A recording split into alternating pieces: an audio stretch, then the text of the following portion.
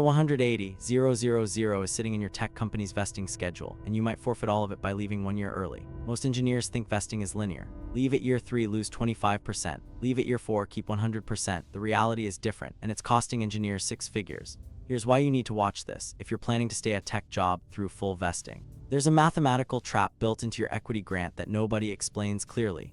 Understanding it before you resign could mean the difference between walking away with $0 in cliff year equity or negotiating a $180K severance adjustment.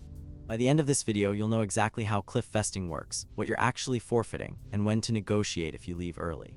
Let's start with the wrong belief most engineers carry. You assume equity vests linearly over 4 years, so 25% vests each year. If you leave at year 3, you lose 1 year of equity, roughly $50,000 if your annual grant is $50,000. Simple math, proportional loss. The problem, that's not how tech companies structure vesting. They use a 4-year vest with a 1-year cliff. Here's the actual mechanics. Your $200,000 RSU grant doesn't start vesting immediately.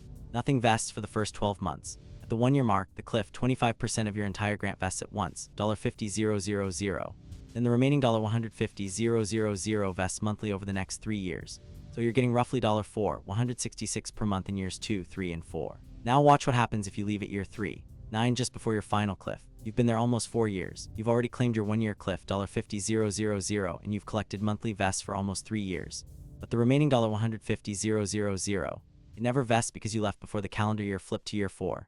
That's $150,000 forfeited, not $50,000. You lose 3 years of cliff year accumulation because the vesting schedule doesn't care that you were 99% of the way through.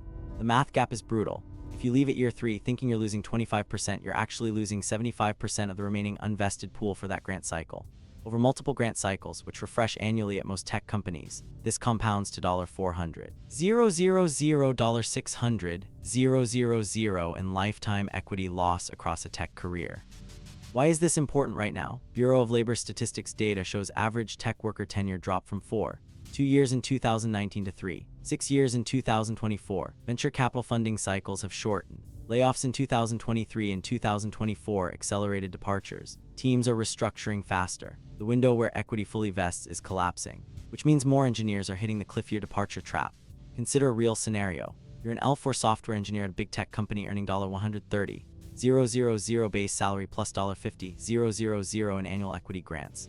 Your higher bonus was $30,000 in RSU. You've been there 8 years. You found a startup role or a competitor willing to pay $160,000 base, a $30,000 raise. The move feels obvious, but you're leaving before your final cliff year. That $50,000 annual grant you received in year 1, it's gone, all of it. The $30,000 higher bonus you already counted as earned, forfeited if it had a 4-year vest. The delta is staggering. You thought you were losing $12,500 in equity, 25% of your current grant.